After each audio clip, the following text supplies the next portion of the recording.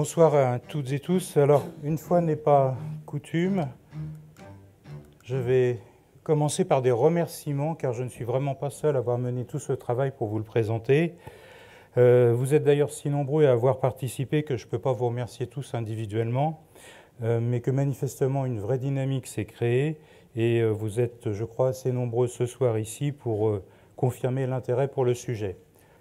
En ce qui concerne donc le groupe Santé Mentale, ce groupe a été constitué donc en 2016 à l'URPS et nous avons travaillé au départ en commençant par un sondage afin de proposer des sujets.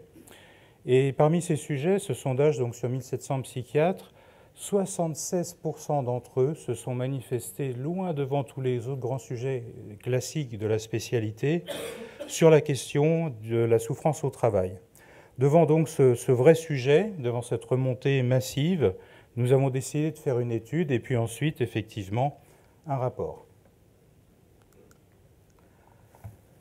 La méthodo a été des plus rigoureuses, une vraie méthodo, comme vous pouvez le voir là, qui a donné lieu effectivement à un rapport de 150 pages, mais un rapport light en fait à lire. Il y a une trentaine de pages de synthèse et de recommandations. Il y a surtout 44 témoignages de confrères qui sont vraiment très touchants, dans lesquels on se reconnaît tous individuellement, et puis les comptes rendus des focus group. Bien sûr, on se retrouve avec une importance croissante des consultations concernant la souffrance au travail, et qui apparaît effectivement de manière très multiforme, de nombreux acteurs, avec un patient qui arrive effectivement ici avec sa vie, on peut le dire, et puis une difficulté avec toutes les structures qui peuvent intervenir, tant libérales, privées, publiques, et effectivement qui peuvent atteindre tout le monde, n'importe où, n'importe quand.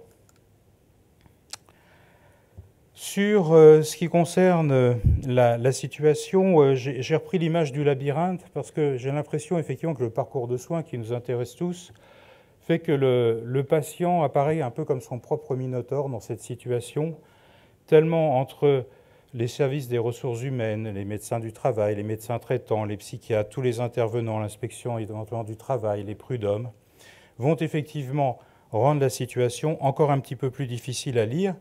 Et en fait, le patient souvent nous pose en situation de devoir tisser une sorte de fil d'Ariane pour lequel nous manquons de compétences. Sur le terrain médical, effectivement, nous avons la compétence. Pour le reste, c'est assez difficile de monter une sorte de système d'aide à la navigation. Sur ce qui concerne effectivement la prise en charge du psychiatre, l'arrêt de travail effectivement est relativement ambivalent, puisqu'effectivement, si du point de vue synchronique, j'allais dire appuyer sur le bouton, ça paraît une évidence souvent pour mettre le patient en sécurité. Sur l'aspect diachronique et l'évolution de certains arrêts de travail, cela pose effectivement un certain nombre de questions.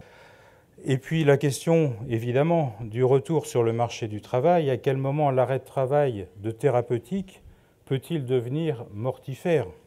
Sur ce qui concerne la part, effectivement, à regarder dans la sécurité du patient, c'est toute la différence entre, je dirais, la souffrance au travail et la souffrance par le travail. On se retrouve souvent, j'ai évoqué l'image du labyrinthe, face à des murs, et notamment du mur du silence.